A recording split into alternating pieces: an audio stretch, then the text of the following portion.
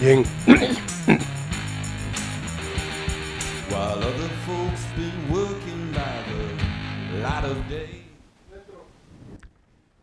Buenas noches, señoras y señores, jóvenes de todas las edades.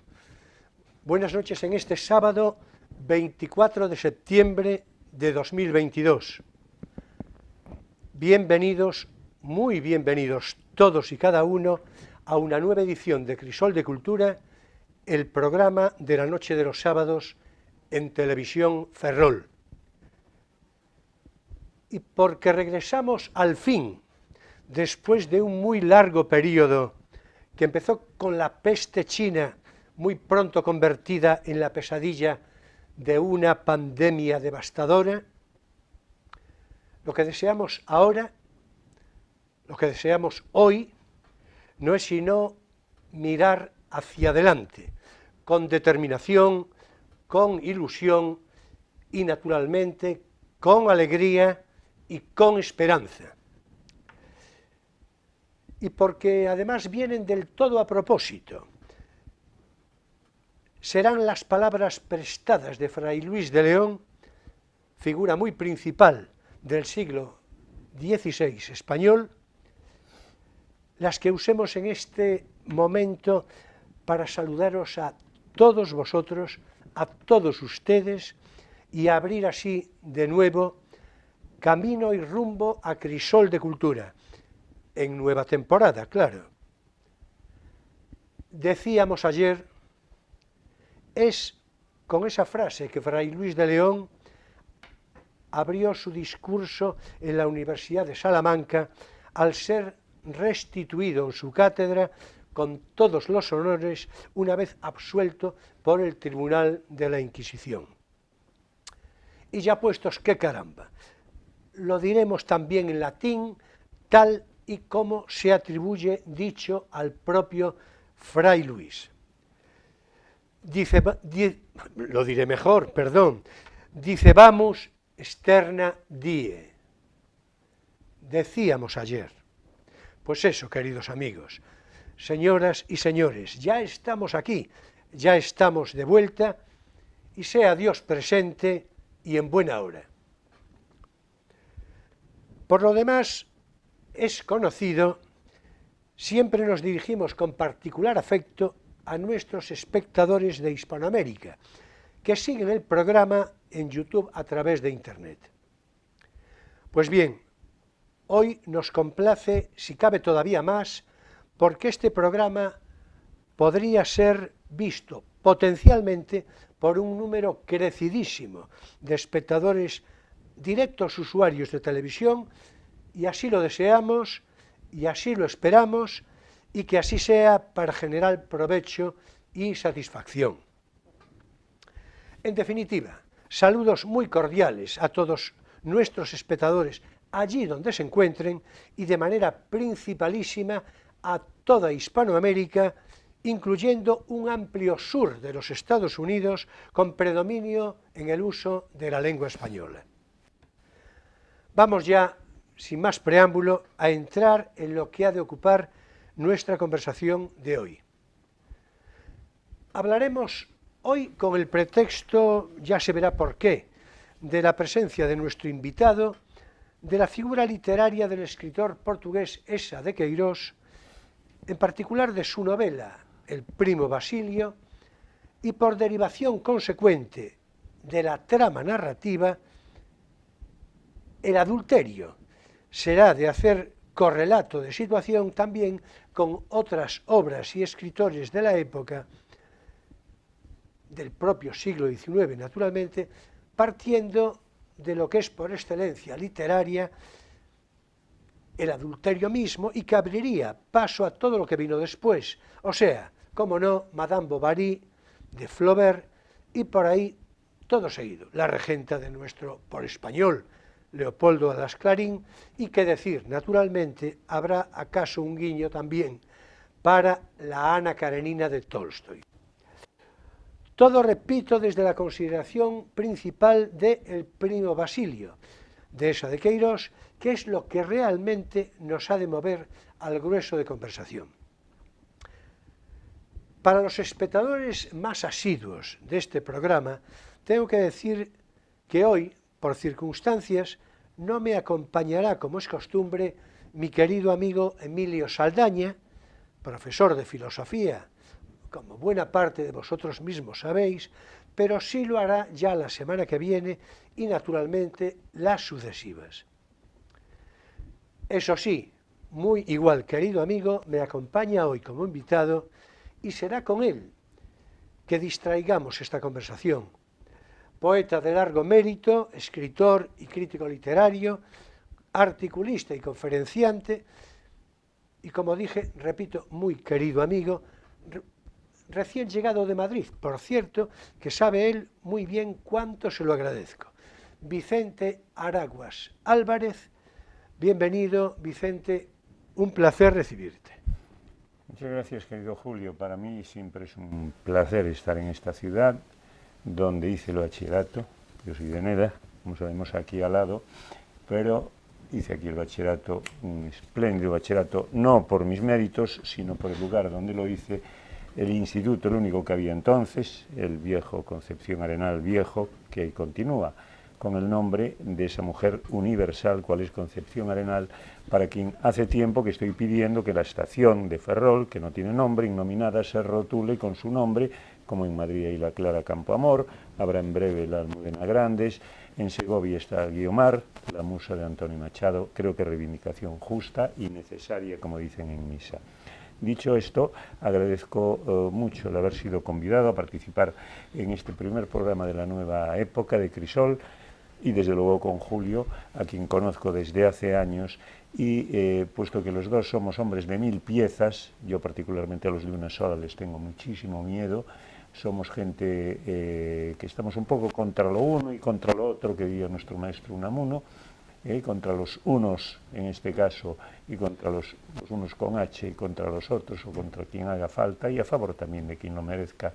Por eso me siento muy agradecido. Ha dicho que el tema del adulterio será un poco el tema del adulterio en la literatura, el tema central. Es cierto que el adulterio ya no es lo que fue, como el matrimonio, me temo, tampoco es lo que fue. Pero en el siglo XIX el adulterio femenino, esto es un pleonasmo lógicamente, el adulterio masculino no se contemplaba. En el Código Civil francés, para que hubiese un adúltero, un caballero lo fuese, tenía que llevar la concubina a vivir al domicilio conyugal, en el cual, lógicamente, estaba la legítima, ¿no? Solamente en ese caso existía semejante delito, ¿no? Pero, lógicamente, en el siglo XIX fue cebo para autores tan importantes. El que más, el padre o la madre de todas las batallas fue Gustave Flaubert, como Madame Bovary. Después vino todo lo que vino a continuación, Ana Karenina, de Tolstoy, como bien ha citado nuestro amigo Julio, el primo Basilio de esa de Queirós, de quien yo acabo de hacer una nueva traducción. No, pero eso lo voy a contar yo. Correcto. Eso lo voy a contar yo, porque claro, es que Vicente, en fin. Perdón por estar anticipándome y tal, a mí es lo que me pasa, ¿no? Que como me den un poco de carrete, me suelto, ¿no? Sí, pero el carrete lo controlo yo. Tienes toda la razón del mundo, perdón, a los tímidos es lo que nos pasa, que en cuanto que nos cuesta hablar, pero una vez que arrancamos no paramos, entonces muy bien, interrúmpame usted las veces que... Exactamente. Manuel Iglesias, a quien quiero bien, gracias. Bueno, ya lo veis, viene Vicente así como muy peripatético.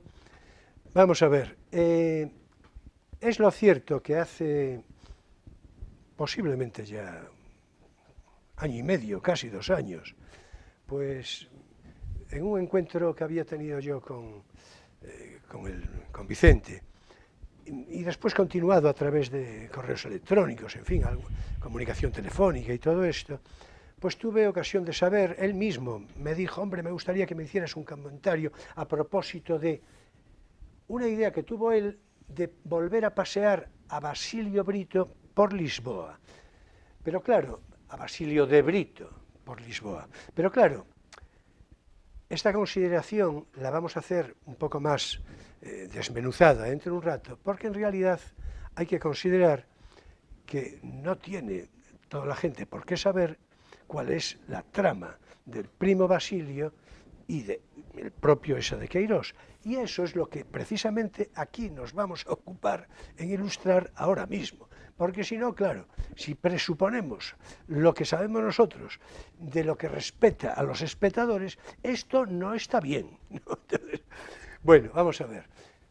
Seguramente muchos de ustedes, muchos de vosotros conocen la trama del primo Basilio y otros no, pero como se trata de conversar entre todos, pues hay que decir que el primo Basilio es una recreación. Por cierto, le pediría yo a realización que nos muestre una fotografía precisamente de Esa de Queirós, para que así ya nos va ilustrando un poco, y una fotografía con la propia recreación de Lisboa, la Lisboa de época más o menos, e incluso la actual. Ya tenemos ahí precisamente a Esa de Queirós, inspirándose precisamente para escribir el primo Basilio. El primo Basilio, que está editado en el año 1878, es un ejemplo muy a propósito del realismo naturalista que estaba caracterizando su época, ya desde el precedente antecitado de Madame Bovary, que en realidad abre un poco todo esto. Madame Bovary es el antecedente de la novela naturalista, y todas las que siguen, pues ya, en fin, hasta la propia regenta, algo también de nuestra doña Emilia Pardo Bazán, algo se mete por ahí también, ¿no? En todo caso, el primo Basilio cuenta una historia de cómo Luisa, la protagonista de la novela, se aburre mucho por un matrimonio de conveniencia con un... Jorge, un ingeniero. Sí, no, si decimos Jorge, mejor. Pues porque si no, claro, porque si usamos el portugués o nos vamos a, pues ya es un lío. Es decir, muy bien, admito el segundo roñazo o regañina de don Julio, quien me manda y ordena en este coloquio. Claro, porque a lo mejor un espectador mexicano o argentino, o en fin, o de otras geografías hispanoamericanas, pues, en fin, lo de Jorge, pues no se entera mucho. Correctísimo. Era Jorge sin más. Jorge sin más. Entonces, bueno, que Jorge tiene una buena relación matrimonial con Luisa, pero Luisa no le cumple demasiado. Y ahora ya te voy a decir a ti, mira por dónde que continúes la historia. Bien. Y que la cierres pronto, ¿eh? Correcto, pronto. Tienes toda la razón, porque es que yo con todo este personal, pues de hecho dicté un curso. Bueno, hay que decir una cosa, disculpa, hay que decir una cosa interesante. El primo Basilio de Esa de Queirós tiene un subtítulo interesante, y es que él lo subtituló como episodio doméstico. Correcto. Que yo creo que ya esto en sí mismo va describiendo una situación ambiental determinada. Adelante. Correcto, bien. Vamos a ordenar un poco aquí esta cuestión. Veamos. No, entiendo yo, no es que Luisa se aburra con Jorge, de quien está muy enamorada, y por cierto, Jorge es ingeniero de caminos, lo cual va a facilitar que desaparezca durante el verano, y dando pie a que en su casa reaparezca ante Luisa su primer amor, ni más ni menos que su primo Basilio. Esa es la cuestión. No es como en el caso de Madame Bovary, que en Madame Bovary se aburre desesperadamente con Carlos, con el médico Carlos, ni es el caso de Ana Karenina, que en un momento dado, ya enamorada de Brodsky, descubre que Karenin tiene las orejas de soplillo, ¿no? Ni es el caso de la regenta, de Anita Ozores, que está casada con un señor mucho mayor que ella, quien ve más como un padre. Ella tiene 28 años, él tiene unos 60, que para la época eran muchos años, y entonces lo ve un poco como un padre. Este no es el caso. Aquí Jorge ocupa en un principio un papel secundario, pues desaparece del mapa, y es entonces cuando Luisa va a reanudar aquellos amores primitivos, juveniles, con su primo Basilio de Brito. Entonces, en la historia hay un segundo plano. Hay una criada que se llama Juliana Couceiro Tavira, que es un personaje para algunos deleznable, entre los que me incluyo, pero hay una cierta revisión de esa persona, porque está bastante humillada, duerme en el desván, pasando los calores. Todo esto, la novela transcurre básicamente en el verano lisboeta, con un calor tremendo, ¿no? Entonces hay quien revisa esa figura y ve un poco el aspecto reivindicativo de la cuestión. Aclaro, este libro fue escrito cuando Esa de Queirós era cónsul en Newcastle y en Bristol, y entonces supo de una red de fámulas inglesas que chantajeaban a sus señoras. Entonces no había internet, lógicamente, pero sí que había cartitas de amor con cartas de las cuales se habían apoderado y chantajeaban a este personal. Entonces, ¿qué ocurre? Que esta criada descubre el afer amoroso en que está envuelta su señora y se dedica a chantajearla. Esta es la clave de la cuestión. ¿Qué provoca mi libro? Yo quise revisar esta historia que me fascinó. A todo esto, aclaro, dicté un curso en la Complutense en Madrid, un curso monográfico sobre el adulterio femenino en la novela del 19. Reitero, adulterio femenino, pleonasmo, es decir, reiteración o repetición de algo poéticamente hablando. Y acabo. Entonces, Luisa muere en la novela. Luisa muere poco menos que de asco y desesperación. Sin embargo, yo en mi libro, Basilio de Brito ha vuelto a Lisboa, la mantuve viva y divorciada de Jorge, quien se ha dado al alcohol, la criada ha desaparecido y trabaja ni más ni menos que en el Corte Inglés de Antonio, que existe hoy en día, de Antonio Aguiar en Lisboa. Esta es un poco la idea básica de mi revisión de un libro que tuvo una buena salida en español y que ya está traducido al portugués, lógicamente su ámbito natural, por Viale Moutinho, con Basilio de Brito voltou a Lisboa. Es conveniente que no hagas mucho ruido. Correcto, muchas gracias. Yo es que me emociono hablando con tu compañía, con tu presencia. Sí. Yo creo que sobre todo eso, y yo creo que los espectadores ya lo advierten. Bueno, hay que decir que las criadas, en general, que hoy se llaman de una u otra manera, pues el servicio doméstico resulta imprescindible para tantas cosas.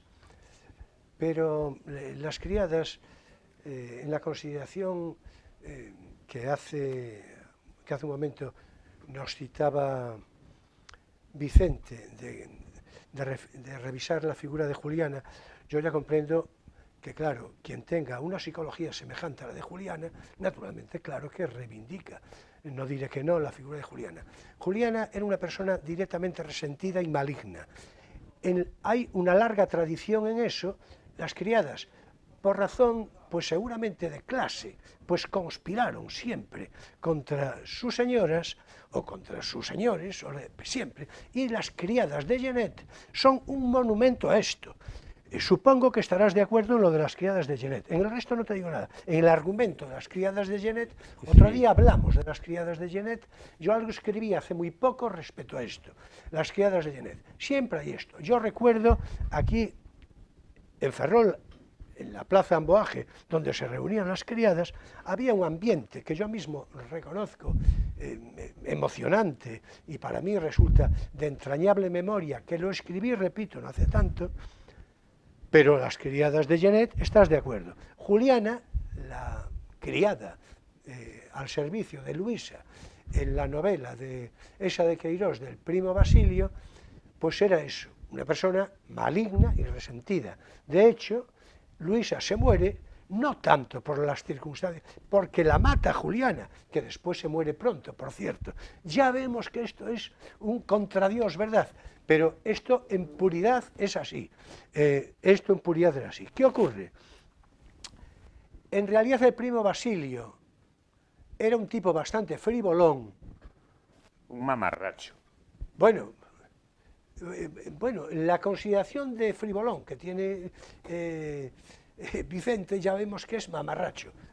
Pues, en fin, a mí me parece bien. La caricatura no importa. Era un frivolón, era un individuo muy superficial, un individuo muy elemental en tantas cosas, y Luisa no era Emma de Madame Bovary, no, ni la Ana Ozores de la Regenta, no. Pero era un amor, digamos, el que sentía por Jorge, era un amor, bueno, más o menos distante en aquel momento, aquella burguesía social lisboeta y de otros sitios, en los que había gente muy pacata, situaciones muy a veces muy estúpidas, es decir, era con una serie de prejuicios bastante bobos y todo lo demás, ¿no? Entonces, claro, lo de la criada y lo de la burguesía que citaba hace un momento, es que todo está movido por la condición humana. Esto, a mi juicio, al mío, no es infalible, pero casi. Todo está movido por la condición humana. Y cuando uno es de bajeza moral, pues es de bajeza moral. Seguramente estarás de acuerdo. Estoy bastante de acuerdo, Claro. pero tengo que decir que hay una famosísima carta del padre de Esa de Queirós poniéndole algunos reparos a su hijo sobre la novela, que le encantó, le comenta y tal. Pone ciertos reparos de tipo moral ante una determinada situación erótica, unos avances eróticos, un cunilingus en una palabra que practica Basilio con Luisa, que le dice el bueno del padre, le dice que no escriba cosas que puedan poner coloradas a las señoras, pero le dice también que un tipo de personaje como Juliana Couceiro Tavira es impensable en una sociedad como la portuguesa, donde el servicio doméstico tendía a estar mucho tiempo entrañado o integrado en la familia, Claro, lo claro, cual hacía impensable comportamientos de este tipo, que sin embargo Esa de Queirós observó, como acabo de decir, en Inglaterra aquella red de criadas chantajistas. Bueno, pero ¿no? en todo caso es una recreación literaria que hace Esa de Queirós.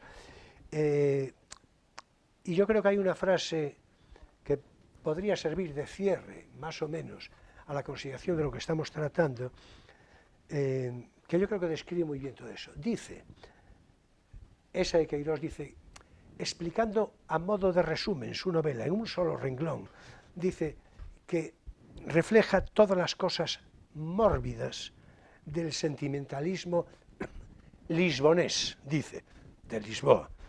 Todas las cosas mórbidas, está claro. Entre las cosas mórbidas está la pacatería, en fin, y de la burguesía del momento, es decir, esos... Y desde luego, naturalmente, claro, la condición resentida, el resentimiento es lo peor que puede ocurrir. Ahí tenemos, por cierto, una recreación de una fotografía espléndida de la Lisboa de época, en fin, en su momento, ¿no? Que podría más o menos aproximarse a la consideración social del momento que describimos, ¿no? La condición humana es lo importante. Por cierto, es que claro, vamos a acabar confundiendo, y la culpa habrá de ser mía, a los espectadores. Estaba pensando en Viridiana, una película de Luis Buñuel, digo, en fin, digo para todo, Viridiana, ahí se ve la condición humana cuando los pobres se quedan allí a celebrar ¿verdad? En fin, aquel momento de ágape con una magnífica fotografía, de la Santa Cena, de la Sagrada Cena. Con una magnífica fotografía de Lola Gaos, que le quita en fin. La fotografía que quiere hacer Lola. La fotografía que quiere hacer Lola, ya sabemos con qué la hace. Hermana, por cierto, de un gran poeta, de Vicente Gaos. Sí. Quería decir una cosa, no creo que estemos confundiendo a nadie, sino más bien entiendo que ese tipo de programa es para gente interesada en esta temática, luego cada uno puede reelaborarlo, hacer sus aportaciones, y por eso me gusta mucho venir a este programa, porque entiendo que es un programa abierto y es un programa bajo la personalidad, bajo la férula del señor presentador y conductor del programa. Sí, porque además a mí me gusta mucho eso. Que es un hombre, sí, repito, lo vuelvo a decir, que está contra esto y aquello y hace muy bien. Hay una cosa muy importante en esta novela, que es la caricatura que hace, y ahí se excede Esa de Queirós en todos estos personajes de esa Lisboa pacata, esa gente que frecuenta la casa de Jorge, es auténticamente mordaz, que tiene que ver con morder, con mordaza. Ahí es fabuloso Esa de Queirós, aparte del pretexto del adulterio, y aparte también de esa cuestión de ver esa, digamos ya, lucha de clases que hay, que se está produciendo ahí de alguna manera. Por eso hay pensadores actuales que consideran, que están revisando la figura de Juliana Couceiro Tavira. A mí me parece un personaje insoportable. Me recuerda en Lo maligno, bien señalado por Julio, a un personaje de David Copperfield, ni más ni menos que el famoso Uriah Heep, que dio nombre a un grupo de rock, que por cierto tocó en Coruña en su momento, que es un sujeto muy malo, hasta la caricatura, que quiere apoderarse de la novia de David Copperfield y de paso apoderarse del trabajo de la empresa que dirige el padre de la novia, que es un pobre alcohólico. Es decir, que Dickens también de alguna manera influyó, cómo no, aunque no tocase temas de adulterio, sino muy tangencialmente, como doña Emilia Pardo Bazán, por cierto, ya que la has citado, es un centenario, me parece una novelista gloriosa, la estoy leyendo mucho últimamente, y bueno, pero quería comentar esto al respecto, ¿no? Y me gusta también este programa, que vamos de un lado para otro. De pronto acaba de aparecer Luis Buñuel con Viridiana, como sabemos, ilustre exiliado en México. Viridiana, una película fabulosa que se le escapó la censura española en primeras, ganó en el festival, me parece que de Venecia, fue en el Festival de Venecia, y es cierto la fotografía famosa que hace Lola Gauss. Perdón por este inciso, pero de esto se trata un coloquio, ¿no? De inciso tras Sí, inciso. bueno, Coloquio de los perros. un brevísimo paréntesis complementario por cerrar, ¿verdad? Esa consideración de la revisión de la figura de Juliana, que repetidamente estamos citando en tono bien crítico, me recuerda a... Tuve yo ocasión de escuchar palabras, en fin, para mí totalmente deleznables, a propósito de la figura de Aurora Rodríguez Carballeira. Aurora Rodríguez Carballeira, ferrolana, de la burguesía ferrolana, después trasladada a Madrid, persona culta y con referencias, pero claro, con una psicología cada cual la suya, y ella tenía la... Era la madre de Hildegard, una chica que resultó ser un proyecto, y que como el proyecto se le torció, pues dijo, mira, voy a dejarlo, y entonces mató a Hildegard. Hay quien le quiere poner una calle, no a Hildegard, a Aurora Rodríguez, bueno, una calle y lo que haga falta. Entonces, claro, las revisiones de ese tipo, naturalmente, están muy lejos de cuadrar con una consideración razonablemente equilibrada de una psicología que no sea perversa. Yo creo que probablemente esto puede ser debatible, pero bueno, ya veremos hasta qué punto. Tampoco todo se puede debatir. Me encanta coincidir, a veces no coincido con Julio, nunca hemos hablado de este tema, estoy totalmente de acuerdo. He pasado 1000 veces, vivo en Madrid, por la calle Galileo, justo ante la casa se ve la terraza, la cual sale a la habitación en la cual la infame Aurora Rodríguez Carballeira, independientemente de su demencia, murió, como sabemos, en Cienpozuelos. En la última novela escrita, ahora hay una que es pendiente, una novela póstuma de Almudena Grandes, aparece en La hija de Frankenstein, y desde luego me parece un personaje deleznable. No solamente no merece calle ninguna, ni recuerdo ninguno, sino el más absoluto de los desprecios. Desde luego el mío lo tiene por haber segado la vida de una jovencita que valía mucho y simplemente se le quiso escapar a la madre del nido aquel horroroso que había inventado. Hay un libro de una ferrolana, Rosa Cal, estupendo, que merecería reedición. Posiblemente, a mi juicio, posiblemente el mejor. Sin duda ninguna. Sí. Tengo 8 o 9 libros sobre este caso, incluso Fernando Arrabal tocó el tema, etcétera. Eduardo de Guzmán, que siguió el proceso, el juicio. Por cierto, en el proceso estuvo presente Usero, Matías Usero, que luego fue fusilado, como sabemos, que era amigo de Aurora, que vivía aquí cerca de la casa natal, estaba aquí al lado, en la calle Magdalena. Bueno, apunte ya suficientemente aclarado, digo, para lo que el espacio de tiempo y el tiempo permiten, ¿no? Ahora es tiempo para nuestro espacio divulgativo, no tienes por qué saberlo.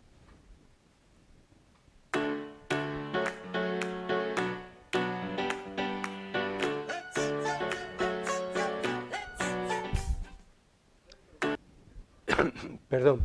Bueno, y hoy, naturalmente, vamos por extensión a recomendar la propia novela de Esa de Queirós, y yo diría que también La regenta de Clarín, aunque apresurado, no me la eché yo debajo del brazo, otro día la traigo, se la muestro a la cámara y lo comentamos.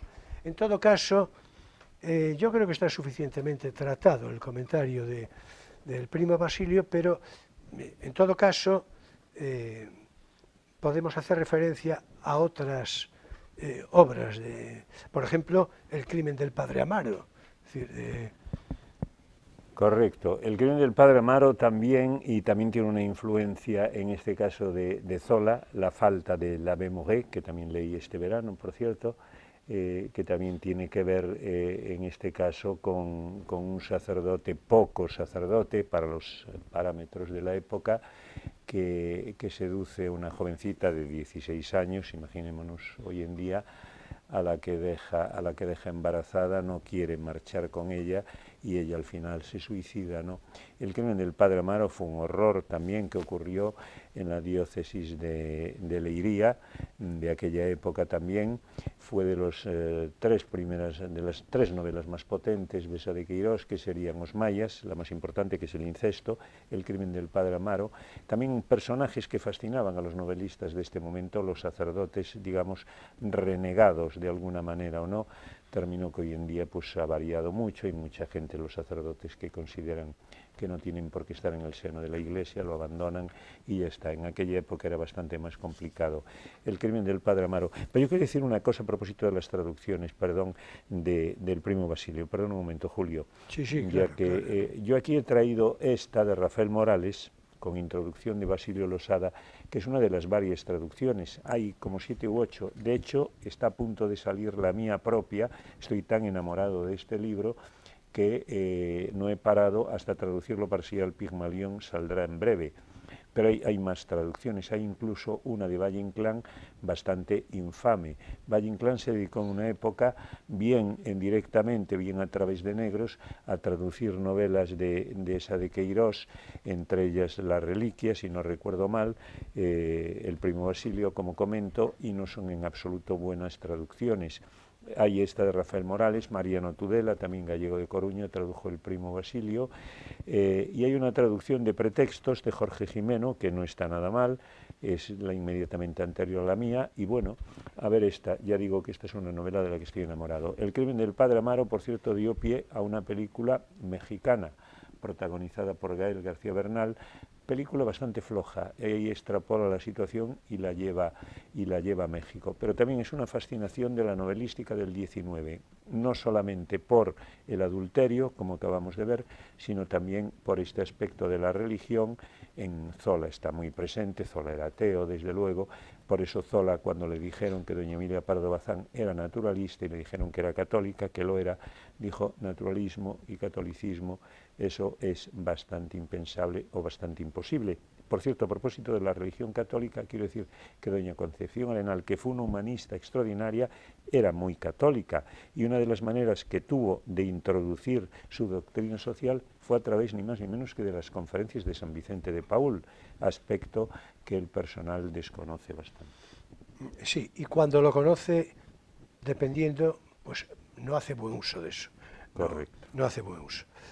Claro, era católica, ferviente y devota, es decir, inequívocamente. Y por cierto, en el caso de Concepción Arenal, creo que estamos dando referencias así demasiado, no sé si apresuradas, pero tengo que decir, ya lo dije en algún programa, en otras oportunidades, las cartas que le dirige Concepción Arenal a su hija, a una hija suya, yo creo que es lo que mejor representa probablemente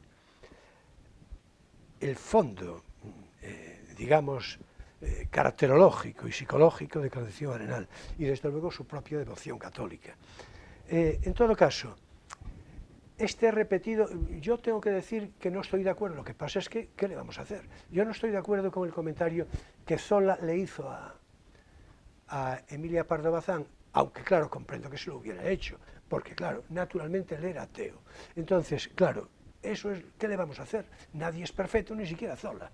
Entonces, era ese prejuicio, que además él, que acaba por pasar a la historia como el epítome de la novela naturalista, pues claro, es que es una cosa tremenda, porque él es el epítome de la novela naturalista y a continuación pues empieza a despachar cómo ha de ser uno. Por ejemplo, católico no, ahí hay una contradicción. Bueno, pues no, don Emilio, no es así. Don Emilio Zola, claro, quiero decir, no, no es así, o por lo menos a mí no me lo parece. Pero yo es porque llevo yo, ya se sabe, ¿verdad, Vicente? Muy la contraria a todo esto. Bueno, ahora seguimos, en todo caso, dentro de un rato, pero yo creo que de momento podemos dejar cerrado esto. Hasta aquí nuestro espacio divulgativo, no tienes por qué saberlo.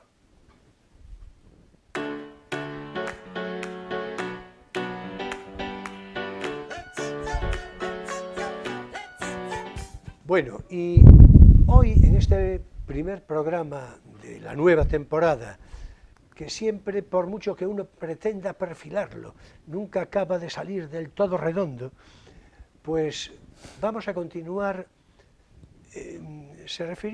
Nos referimos, en particular a través del comentario de Vicente Araguas, al prototipo del cura de los sacerdotes de la época del XIX y demás. Bueno, hay que decir que hay un deporte, yo no he de... naturalmente no tengo que decir que estoy en desacuerdo, cómo no, con todas las actitudes más o menos abyectas de quien sea, sacerdote o no. Es decir, respecto a este tipo de cosas. Ahora, hay siempre un aire anticlerical, sobre todo a partir del periodo de la llamada Ilustración, que está presente permanentemente, pero que, por ejemplo, en Madame Bovary de Flaubert hay un farmacéutico, exactamente, que es un grotesco librepensador, pero es importante esto, lo de librepensador, usted póngale grotesco al lado y así empieza la cosa.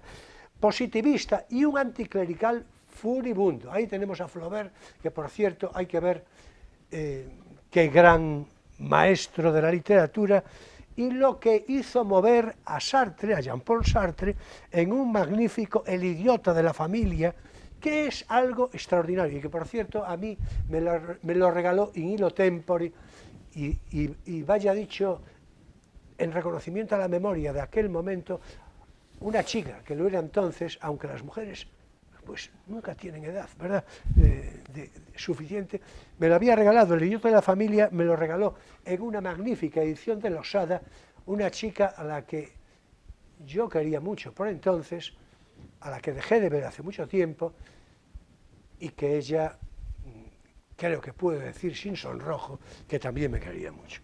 El idiota de la familia, de Flaubert, eso es una maravilla de Jean-Paul Sartre. ¿Estás de acuerdo, verdad? Totalmente de acuerdo. Bueno, pues vamos a ver. Tenemos que administrar, Vicente, ahora nuestro tiempo de una manera sabia, lo cual para nosotros es muy fácil, naturalmente. Bueno, pero sí, tenemos que administrar de una manera sabia porque a poco entrará el espacio de poesía, en fin, estamos un poco ya a la carrera, ¿verdad?, que diríamos. Entonces, vamos a ver. Si te parece... Yo quiero decir muy brevemente, me encanta estar en este programa que tiene mucho de jam session, de sesión de jazz libre, está muy poco preparado, me refiero, está muy preparado técnicamente, y Julio naturalmente que prepara mucho el programa, pero no mi participación. Mucho seguro, no, Bueno, pero seguro que sí, lo llevas mucho tiempo pensándolo. Perdona aquella famosa anécdota de Turner cuando iba a decir Tolkien, cuando, no sé, un crítico específico dijo, pero bueno, este señor acaba de vender por una millonada un cuadro que ha pintado en 2 horas, y Turner se creyó y dijo, correcto, tardé 2 horas, pero llevo 20 años pensándolo. Yo me refería a esto. Claro, pero yo me refería a que lo nuestro hemos estado un ratito ahí en un café charlando un poco, por cierto, hoy es día 24 de septiembre y no me has felicitado porque es el día de mi cumpleaños. Yo nací un 24 de septiembre. Estaba esperando salir de plató, pero no me dejó ya. Me llamo Vicente María de la Merced, nací tal día como hoy, que por cierto es la patrona del Puntal en mi edad nativa, por lo tanto felicito a todos los puntaleños, que son gente muy querida mía. Dicho esto, me gusta el aire que tiene y no te preocupes, Julio, porque realmente la gente que lo está siguiendo, la gente que se aferra o que se aficiona a este tipo de programas, claro que sigue la mecha y gasta su pólvora y no en salvas precisamente. Bueno, pues muchas gracias por tus palabras, que naturalmente son lisonjeras, pero sinceras. Absolutamente. Y entonces, vamos a ver, permíteme, de una manera, digamos, espero que suficiente, pero en todo caso simbólica, aunque ya se citó de una manera muy deslavazada, porque esto está saliendo así hoy, pero el Basilio de Brito ha vuelto a Lisboa, que escribió Vicente, una especie de opúsculo, unas páginas, ¿no?, para situarlo del modo que lo hizo, con esa heterodoxia situacional, resucitando a Luisa, que está muy bien resucitada. Correcto. Es decir, bien. Alcoholizando a Jorge. Alcoholizando a Jorge. Haciendo desaparecer a la criada porque una empleada en la sección de calzado del Corte Inglés de Antonio Aguiar Lisboa no se puede permitir tener una criada, y menos dos como tenían Jorge y Luisa, porque recuerda que tenían también una cocinera. Bien, yo lo que quiero decir, traje copia del correo que le envié a Vicente oportunamente, comentándole su Basilio de Brito, en fin, de acuerdo con la petición que él me había hecho, y no es que vaya a leer todo el correo, naturalmente, pero sí algunas frases que ponen un poco en situación todo esto y que servirán para recrear precisamente, pues eso, lo que tú habías escrito y con esa intención, ¿no? Le escribía yo a Vicente así. Lo importante, yo digo que le escribía a Vicente porque es una cuestión de orden personal, pero naturalmente hay que verlo. Vosotros, espectadores, ustedes, espectadores, tienen que verlo desde la consideración, digamos, de la universalidad del concepto, de Basilio de Brito ha vuelto a Lisboa. Le escribía yo a Vicente, me hablas de que pueda ser posible testamento poético, porque es que me dijo, no sé si no será mi testamento poético.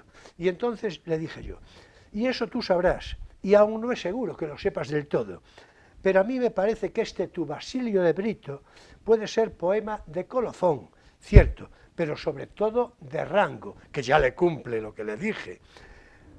Más cuanto más se lee, cuanto más reposa, de manera que como mínimo, eso sí, apunta a un antes y a un después, a una excepción grandiosa, envolvente, evocadora, nada menos que de la mano del gran Elsa de Queiroz. O sea, que si quieres, le dije a Vicente, darle carácter de cierre testamentario, podría ser, cómo no, y de modo formidable, pero conste que a mí es la alternativa que menos me gusta, le dije.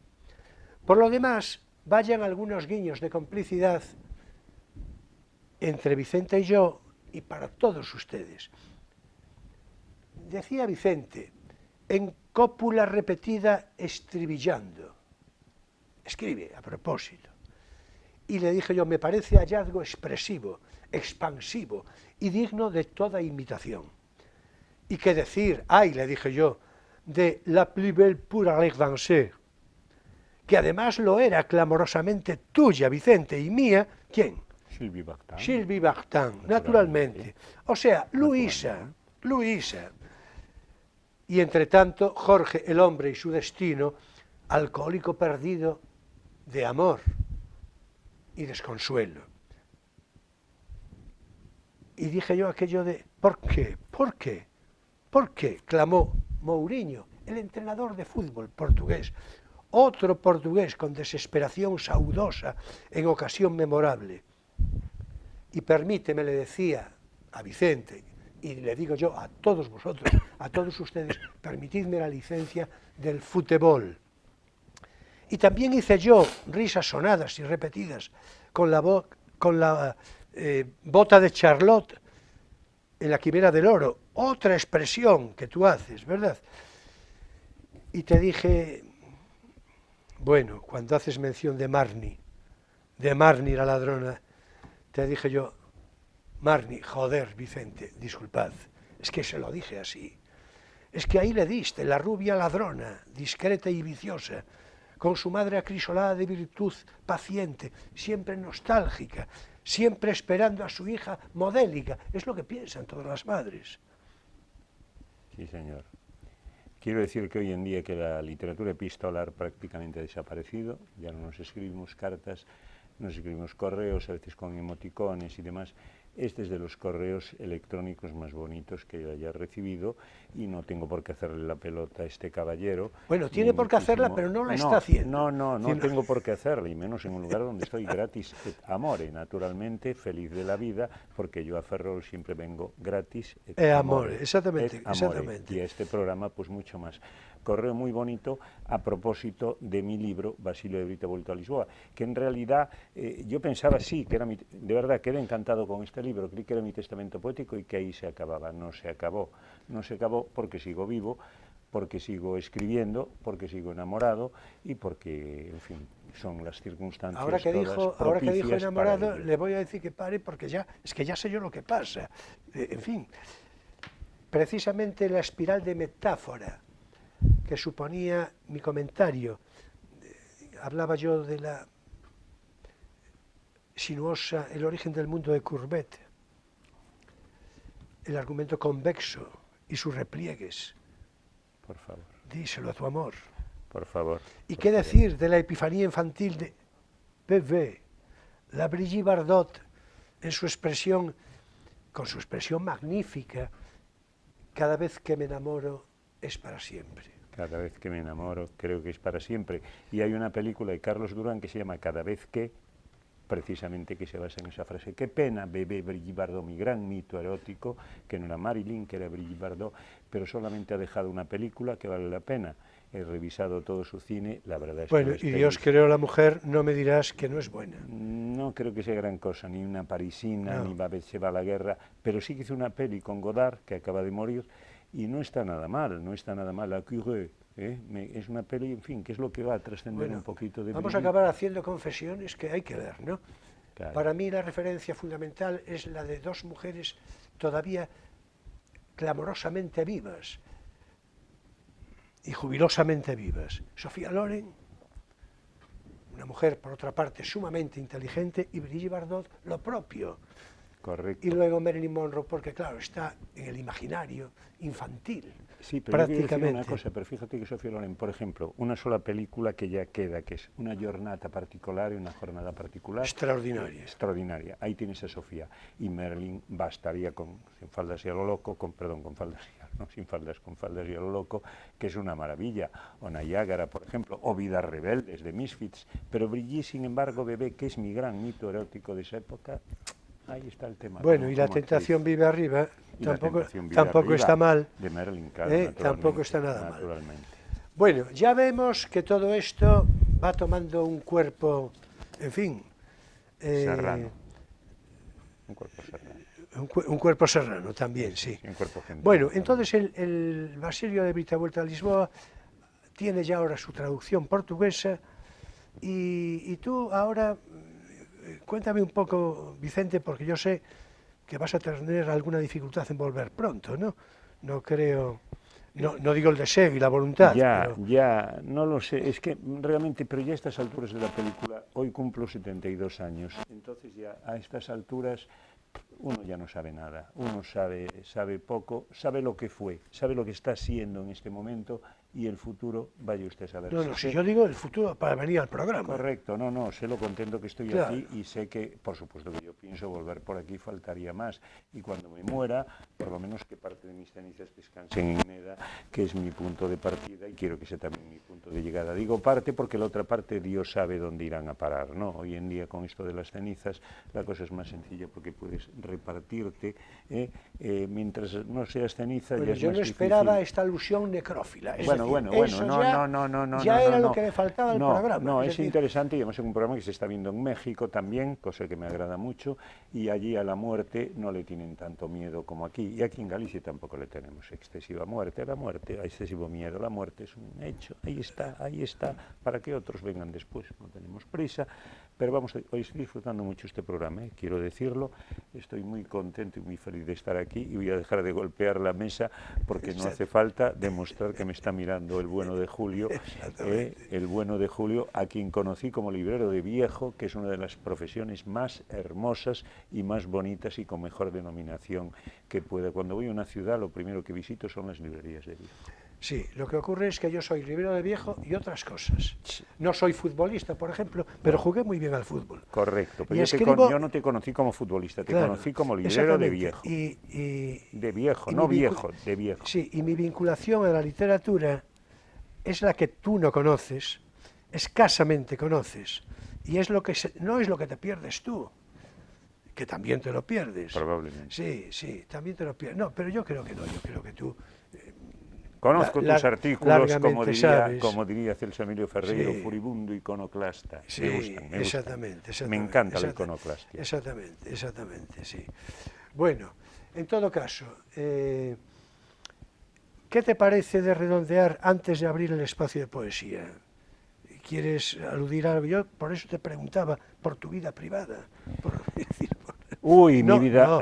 no, por tu vida privada, hombre, no lo entiendas mal. Mi vida privada. No, quiero mi decir, vida, si querías apuntar algo. No, mi vida privada, iba a decir una tontería, iba a decir mi vida privada de todo, mentira, mi vida muy llena de todo, porque a mi edad sigo dando clase, sigo explicando poesía, he dado clase a gente de todas las edades, ahora mismo estoy explicando poesía a chavales de 10, 11 y 12 años, he dado clase en la Universidad Senior de la Complutense, he sido profesor de español en Escocia, he sido profesor de español, naturalmente también, y de inglés en Madrid, y sigo siéndolo. Probablemente vaya a Chequia pronto, a una universidad en Moravia, a explicar literatura española por lo menos en temporadas. Entonces no me quejo en absoluto de mi vida es lo que es, son momentos maravillosos, y mi vida, o sea que privada de nada, en absoluto. Hablas del fútbol, también me gusta mucho, sigo mucho al Racing de Ferrol, naturalmente, que es el equipo de mi infancia, y me encuentro muy a gusto y muy bien.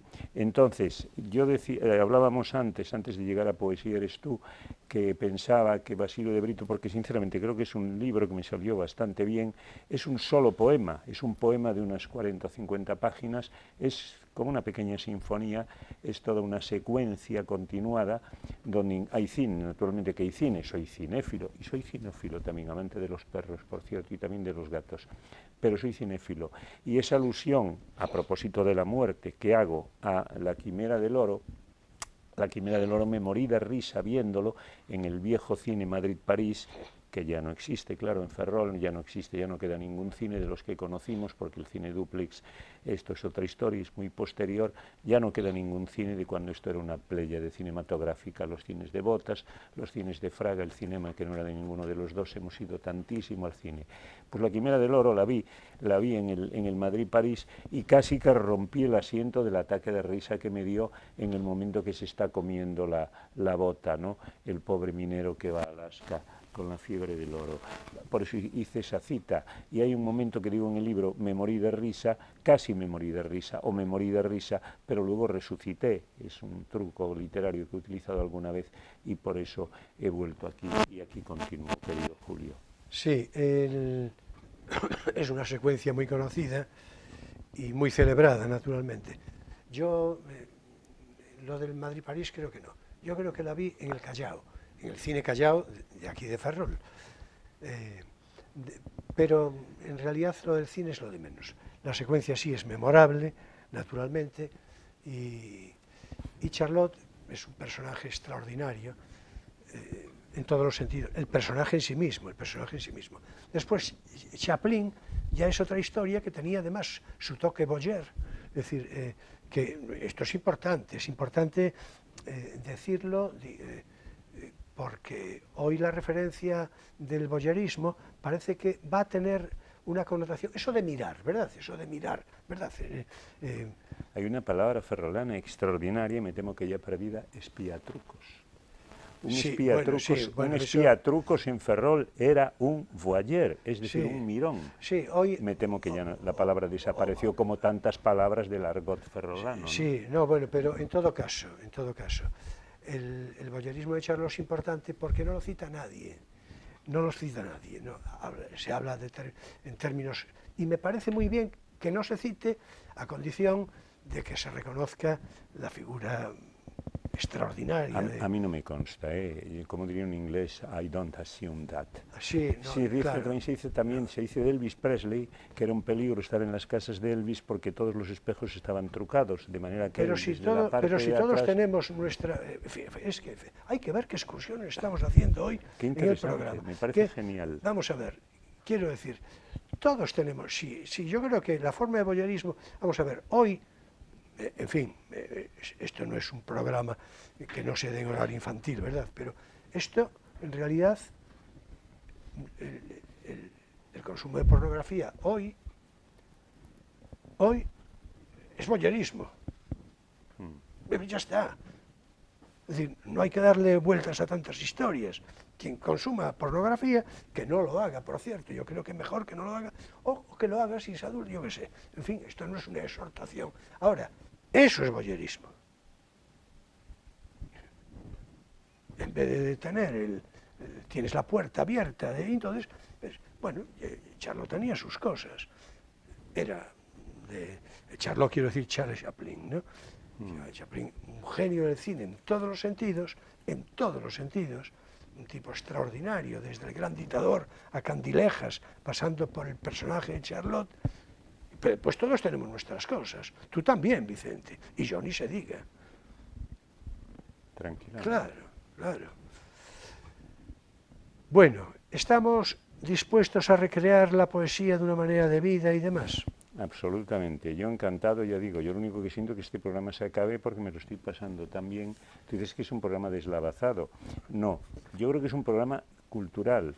Y entonces la cultura, vamos a ver, los lectores, los grandes lectores, como eres tú, como soy yo, como son la gran mayoría de nuestros espectadores, leemos todo lo que pillamos, todo lo que cogemos. El propio Cervantes decía que no había papel en la calle que estuviese ahí tirado que no lo leyese, que no lo cogiese, porque somos lectores básicamente, ¿no?, los que estamos siguiendo este programa.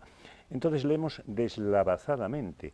Podemos leer aquí ahora a Rosa Montero, en otro momento leemos al propio Cervantes, podemos leer aquí en Follett, leemos aquí a la señora Noemí Casquet, que leí hace poco, que me parece una basurilla lo que escribe, pero también la leí. Es decir, tuve que leerla para hacer una reseña literaria y tal. Eso es para mí lo deslavazado, el valor de lo deslavazado. Una jam session es una sesión deslavazada, donde cada uno va entrando cuando tiene que entrar y otro va siguiendo el ritmo que el otro le propone, ¿no? A mí me encanta esto. Sí, simplemente ocurre que el concepto de este programa se caracteriza de siempre por eso. Pero una cosa, a ver, tiene que haber una especie de orden del caos. Y lo hay aquí absolutamente. El orden del caos es fundamental. Y estaréis de acuerdo que el orden del caos es fundamental. Aquí hemos ido de lo apolíneo a lo dionisíaco perfectamente. Sí, pero eso tiene que ver con la bisoñez de este primer programa en nueva entrega, nueva temporada y demás. En fin, que ya nos vais disculpando en lo posible, pero a partir del próximo o próximos vamos a enderezar el rumbo, porque yo me voy a encargar de eso, naturalmente. Bueno, en todo caso, Vicente, ahora es tiempo para nuestro espacio lírico, Poesía eres tú.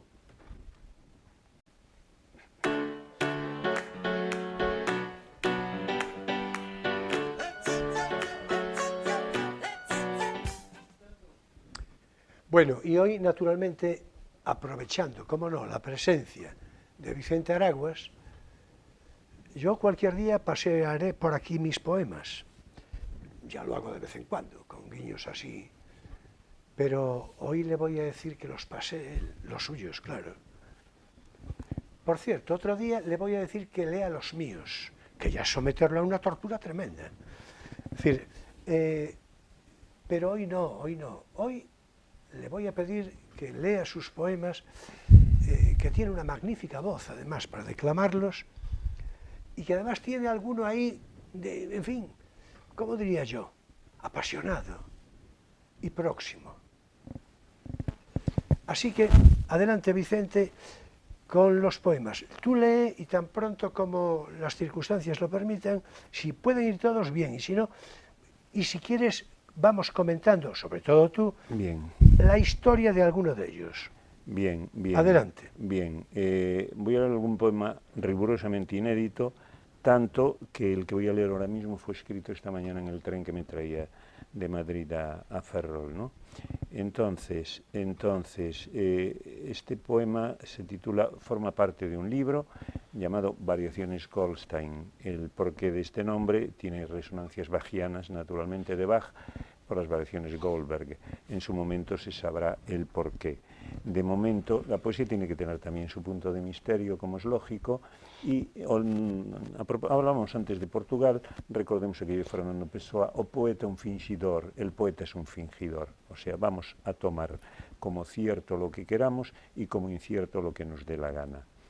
Tu voz en el teléfono es morada de vuelos con transbordos cordiales, corazones que se apresuran en las noches más dulces, caja de resonancias o corno francés limitado en el límite de la cordura que se imponen los amantes.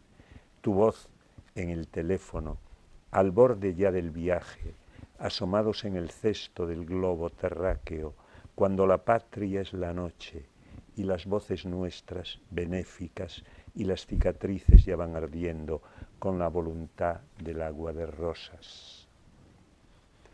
Bien, ese es uno de ellos, ¿no? Uno de los poemas uno de de ellos. Goldstein. Bueno, ¿quieres hacer algún comentario respecto a ese poema? Surge a raíz de cierta llamada telefónica. El título es muy evidente. Evidente, correcto, pero vuelvo a lo anterior. Es decir, que en la poesía no busques jamás las evidencias, ¿no? Claro. Porque entonces el que intente destripar un poema a partir de las apariencias sí pueden engañar. Pero en este caso sí hay una llamada telefónica que provoca este eco escrito en un ferrocarril, el que une Madrid con Ferrol. Y puesto que estamos en la noche, hay aquí otro poema del mismo libro, muy clásico en su estructura. Alguien me decía, puede recordar a un villancico, algo arromanzado, aunque no sea un romance propiamente dicho, un poema muy breve, Duerma quien pueda. Un poquito más alta la voz. Duerma quien pueda, que no duermen los enamorados, que no, madre, que se han quedado escuchando el ruiseñor del alba, que no, madre, que están despiertos aún los enamorados, que no duermen, no, los enamorados. Y este poema enlaza con este otro, que es A Lullaby, que en inglés es una canción de cuna, es muy breve, y enlaza con este otro, Amor. Cuando te venza el sueño, y el hombre aquel ponga arenilla en tus ojos, grandes como mi nostalgia, acuérdate de aquella niña que leía La isla del tesoro bajo las sábanas, con la misma linterna de un muchachito que leía Guillermo el Genial, en otro país, otro tiempo, otros ríos en el mismo mar. Bueno, estaréis de acuerdo en que son unos hermosos poemas y además que la perspectiva del fingimiento por parte del poeta, en este caso, se ve un poco supeditado a la realidad. Pero esta dulzura, ahora va a venir un poema felino, que no es nada dulce. Uno puede ser dulce, uno puede ser pacífico, uno puede ser moderado, mesurado en su expresión, pero también puede ser quevediano, aquel Quevedo que decía que en mi defensa soy peligro sumo. Este poema se titula Estirpe felina. Con el clásico desdén de los gatos maullo cara clara a quien nos desapruebe. Amar como nosotros es fruto prohibido para los necios. Amar así, con un amor que salta las hogueras y es en sí mismo fuego, atributo divino, maneras de querer tocar la cima, los cielos, es solo para gatos o para quienes cuidan sus querencias con desdén felino a los cobardes o envidiosos, hacia los que se pudren en el agua estancada del pantano más tóxico. Y termino, si me permites, con este poema ya a la hora de las partidas. Uno está siempre partiendo o volviendo también hacia Ítaca. Ulises se pone un mandil. Marcha quien puede y encuentra sentido al camino. pero antes de partir conviene que las lágrimas se retengan allí donde debieran. Ulises se pone un mandil antes de limpiar bien la tumba que está dejando atrás y que ya nunca será suya. Nadie es de nadie, casi nunca. Ulises se pone un mandil, pero no es capaz de evitar que la lejía salpique su ropa, que las tumbas queden limpias, todo ordenado como en el telar de Penélope.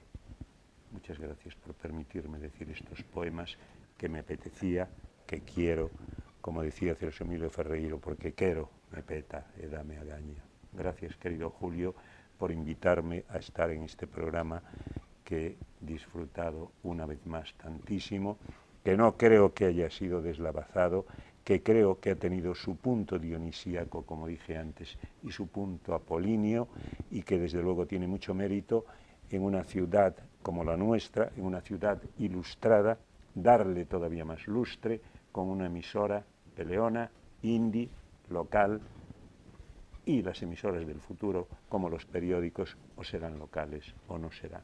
Ya para lo internacional tenemos las redes y tenemos toda esa metralla. Gracias. Bueno, acaba de soltar un discurso que, claro, es que incluso está parafraseando la frase de Malraux. Por cierto, tan a propósito, en este momento, y que cualquier día tendríamos que pasear por aquí en sentido crítico. ¿El siglo XXI será religioso o no será? Y en eso estamos, precisamente en eso estamos. Y eso sí que son palabras mayores. En cuanto a lo de tu poema, tus poemas, quiero decir, magníficos todos ellos, yo creo que tú ya me los agradeces. Y yo creo que me los tiene que agradecer alguien más. No dejes de decírselo. No. Porque es la inspiración para ella misma de uno de ellos, el anterior, sí. ¿Verdad? Uno de ellos, ese que se define como estirpe felina. Correcto. Estirpe felina. Correcto, pero ¿quién sabe? Nadie. De ¿Quién nada. Lo sabe? ¿Quién lo sabe? ¿Quién lo sabe? Pero este programa, como que es un programa internacional, cosmopolita, por supuesto, y nosotros lo somos también, pues llegará a donde tiene que llegar y será celebrado, espero que con regocijo, aunque ya sabemos que en cosas del amor las cosas vienen, las cosas van. En todo caso, esto es así. Yo voy a decir, me complace mucho, Clara, que Vicente haya leído esos poemas. Y Clara, creo que se escribe con K, con lo cual ya está claro. Tranquilamente. ¿Estamos de acuerdo? Vamos allá. Estamos de acuerdo. Bueno, pues hasta aquí nuestro espacio poético. Poesía eres tú.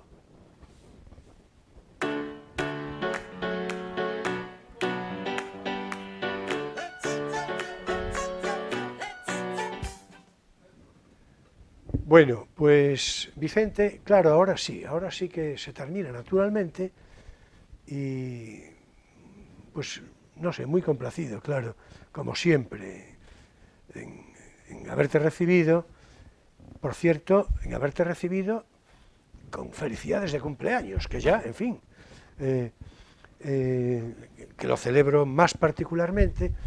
Espero que tengamos oportunidad, a ver si pronto, en todo caso, antes o después, de volver a reunirnos aquí, ¿cómo diría yo?, con algo más de tiempo, con menos apresuramiento, con una cierta posibilidad de reflexión más mesurada, pero en todo caso con la presencia de Vicente y con la mía propia, que a mí me complace mucho siempre tener oportunidad de hablar con él, ¿no? También fuera de plató, naturalmente. Fuera de plató le digo otras cosas, que en fin, que ya... así que, por lo tanto, muchas gracias, Vicente, como suelo decir, por tu presencia, por tu conversación, en fin, y hasta cuando quieras. Muchísimas gracias. Reitero lo a gusto que me siento siempre que estoy aquí, estos chicos, estos técnicos estupendos que tenéis, la propia iniciativa de mantener una emisora, una cadena televisiva independiente en una ciudad donde hay mucho más talento del que la gente cree, lo cual hace más difícil, de alguna manera facilita las cosas, pero también las hace difíciles, porque hay gente que se puede sentir preterida, no nos engañemos, y nada más decir que me tienes a tu disposición, que volveré las veces que hagan falta, que me tienes feliz, que echamos en falta a Emilio Saldaña, que lo veremos de nuevo, naturalmente, y que me gusta, y cada vez que he salido en este programa, quiero decir que tiene audiencia, hay público, porque hay gente insospechada que de pronto me dice, oye, que te vi el día aquel, oye, que parla, que no sé qué tal, y a lo mejor hay gente incluso indiferente. Ellos creen que indiferente es el fenómeno cultural, pero estamos en lo de siempre. A la gente dale buenas cosas y ya verás cómo las disfrutan. Y este es un buen programa y esta es una iniciativa espléndida. Muchas gracias. Bueno, muy bien, pues, en fin, hasta aquí llegó Crisol de Cultura en este sábado 24 de septiembre de 2022. Naturalmente tengo que agradecer a todos vosotros, a todos ustedes, señoras y señores, jóvenes de todas las edades, vuestra presencia fidel. Bienvenidos todos nuestros espectadores hispanoamericanos, muy bienvenidos. Y cada semana, cotidianamente, con la ayuda de Dios, continuaremos ofreciendo este programa con incentivos que estoy completamente seguro que van a resultar atractivos para todos vosotros. Perdón. La próxima semana sí me acompañará en plató, como ya anticipé, Emilio Saldaña, y junto con él voy a hacer, entre nosotros dos, vamos a hacer un comentario evocador de la referencia histórica de los programas anteriores y, en todo caso, del espíritu que en el próximo futuro va a iluminar la inteligencia y el decoro de Crisol de Cultura.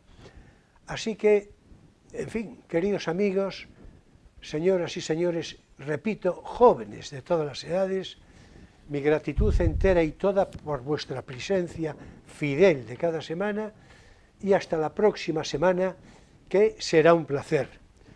Como sabéis, suelo decir, ya sabéis que paso lista. Muchas gracias, buenas noches y feliz semana para todos vosotros.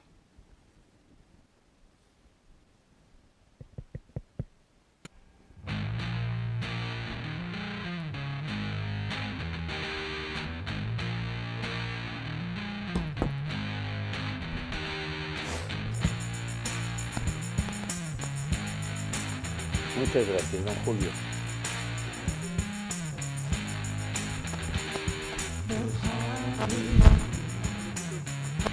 Sí, también.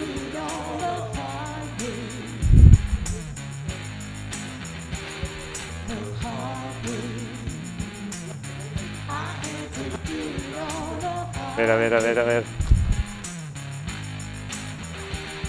While other folks been working